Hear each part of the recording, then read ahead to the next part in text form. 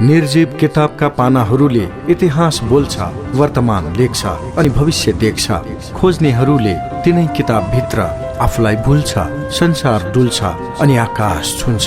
ओहो, त्यसैले हामी भन्छौं किताब बोल्छ।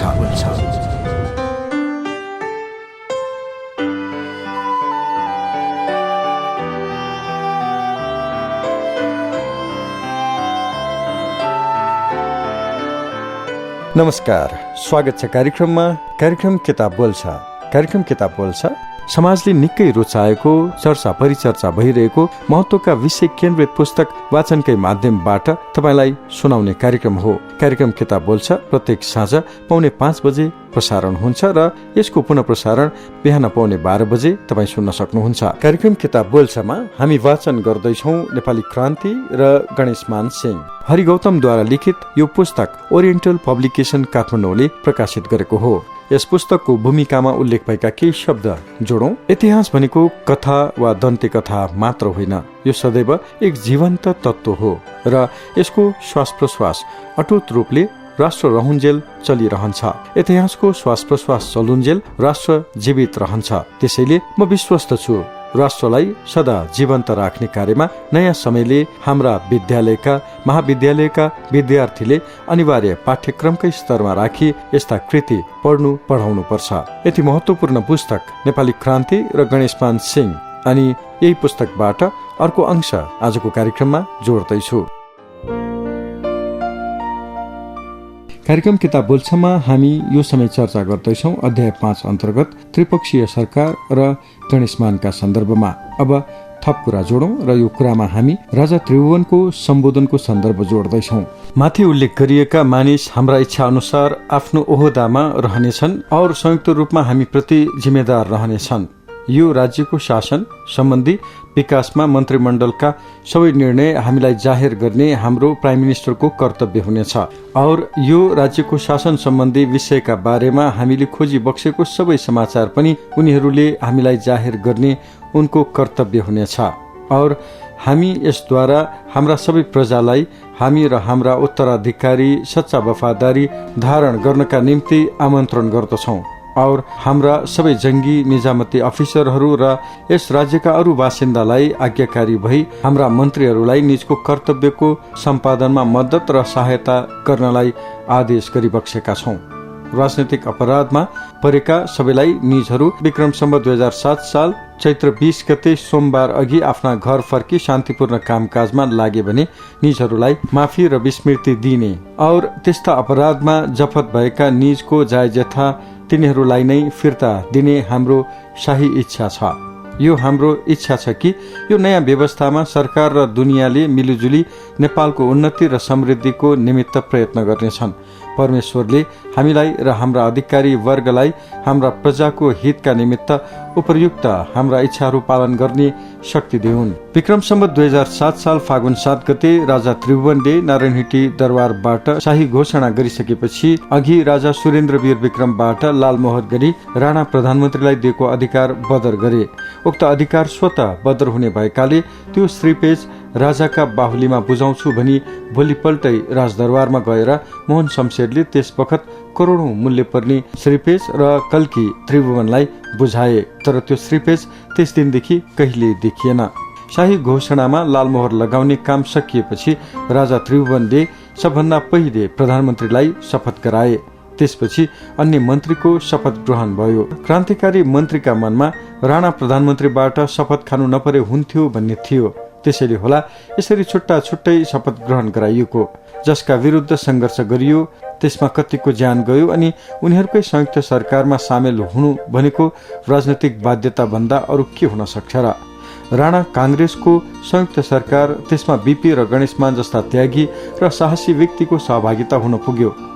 प्रजातन्त्रको विशेषता भनेको पनि यही होला भन्ने सोचेर आगामी दिनमा एक आपसको सम्बन्ध अझ सुदृढ बनाउने दृढताका साथ देश अघि बढ्दै जाने आशमा सबै लागे। बीपी कोइरालाले आफ्नो पालो आएपछि राजा समक्ष उभिएर कागजमा लेखिएका कुरा पढे। बीपी कोइरालाले आफ्नो शिर सिधा राखेर अभिवादन गरेका थिए। त्यसपछि सुवर्णको पालो आयो। सुवर्णले राजाका अगाडि आधा शिर झुकाएर अभिवादन गरे। त्यसपछि गणेशमानको पालो आयो। गणेशमान आफ्नो शपथ ग्रहणको कुरा यसरी भन्छन्, मैले दुवै हात उठाएर राजालाई अभिवादन गरेँ, तर मेरो शरीरलाई झुक्न दिइनँ। मलाई पीपी कोइरालाले टाउको निहुराएको पनि मन परेको थिएन। मैले राजा त्रिभुवनलाई केवल 2 हात जोडेर नमस्कार गरेँ, ढाड भाँचिएर झुकिन। मेरो त्यो व्यवहार बडाकाजी रत्नमानलाई मन परेको रहेनछ। त्यो कुरा धेरै दिनपछि उहाँले भन्नुभयो। यसरी शपथ ग्रहणको कार्यक्रम सकियो। यस कार्यक्रमले आन्दोलनको एउटा अध्याय त समाप्त भएको महसुस भयो, तर मुख्य काम गर्न अझै बाँकी थियो। त्यो कर्म भनेको संविधान सभाको चुनाव गरी लोकतान्त्रिक संविधान बनाएर जनताबाट चुनिएका प्रतिनिधिको सरकारलाई देशको शासन व्यवस्था सञ्चालन गर्न दिनु। यत्रो सङ्घर्ष गरेर गठन गरिएको राणा काङ्ग्रेसको सरकार सहज रूपमा चल्ने अवस्थामा थिएन।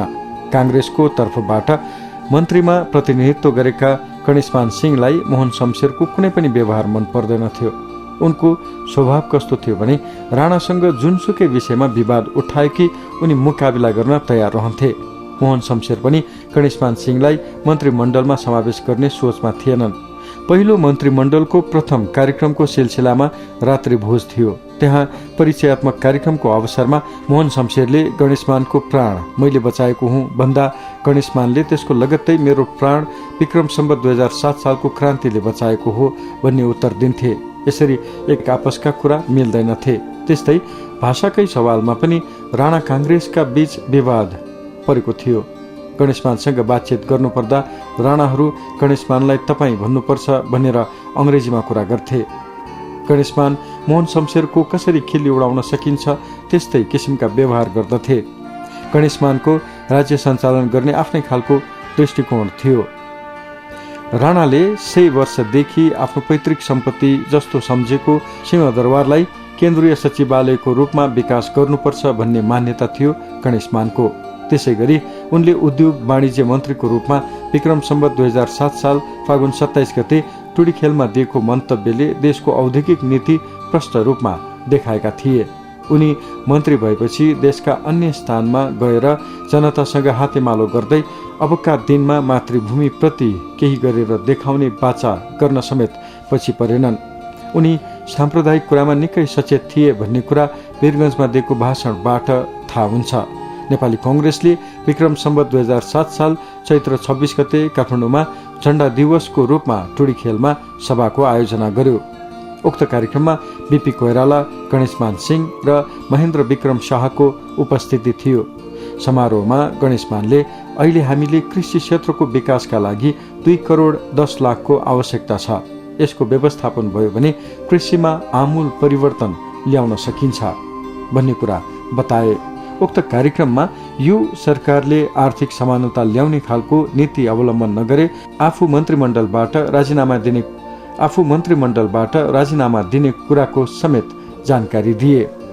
गणेशमान सिंह मन्त्री भएपछि आफ्ना घरमा आउने जाने बढेर बस्ने ठाउँ भएन।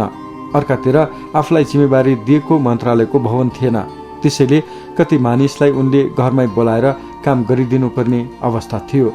उनी क्रान्तिमा लागेको केही समयपछि उनको परिवारको बसाई एटखाबाट किलागल सरेको थियो।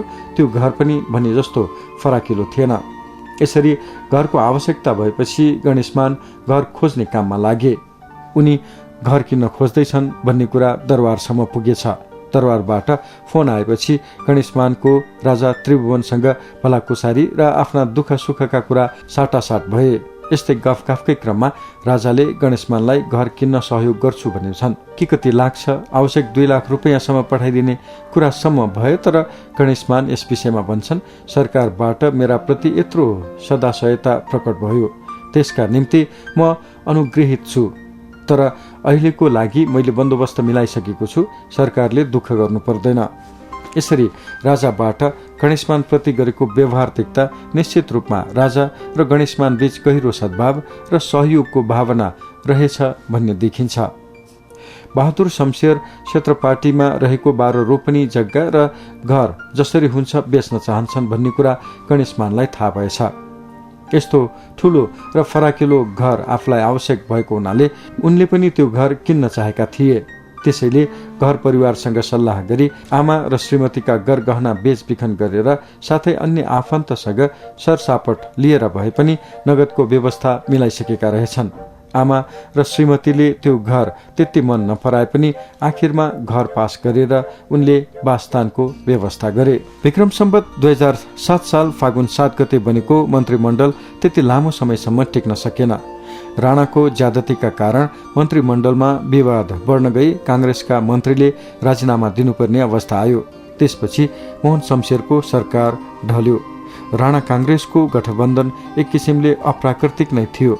अन्ततः विक्रम सम्वत 2008 साल मङ्सिर 1 गते मातृका प्रसाद कोइरालाको नेतृत्वमा राजाबाट अर्को मन्त्रीमण्डलको गठन गर्ने योजना तय भयो। त्यसमा नेपाली कांग्रेसका 8 जना र अरू स्वतन्त्र गरी 14 सदस्यीय मन्त्रीमण्डल बन्यो, जसमा गणेशमान सिंहलाई कृषि तथा पशुपालन भूमि सुधार मन्त्रालयको जिम्मेवारी दिइयो। यति बेला आएर उनका दुईटा भूमिका देखिन्थे। एउटा डाक्टर केआई सिंह र राजा त्रिभुवनका बीच वार्ता गराउने मध्यस्थकर्ताको भूमिका निर्वाह गर्नु र अर्को मातृका सरकारमा रहेर पनि प्रतिपक्षको जस्तो भूमिकामा देखिनु। जति बेला डाक्टर केआई सिंह जेलमा डाकाको अभियोगमा थुनिएका थिए, यो मुद्दालाई सहजीकरण गरेर राजा मार्फत उनलाई जेलमुक्त गराउने काममा गणेशमानले पहल गरेका थिए। यसरी डाक्टर केआई सिंह र टंकर प्रसाद आचार्यका मुद्दा सरकारका तर्फबाट गणेशमान सिंहले नारायण हिटी दरबार पुर्याउने मध्यस्थकर्ताको भूमिका खेले।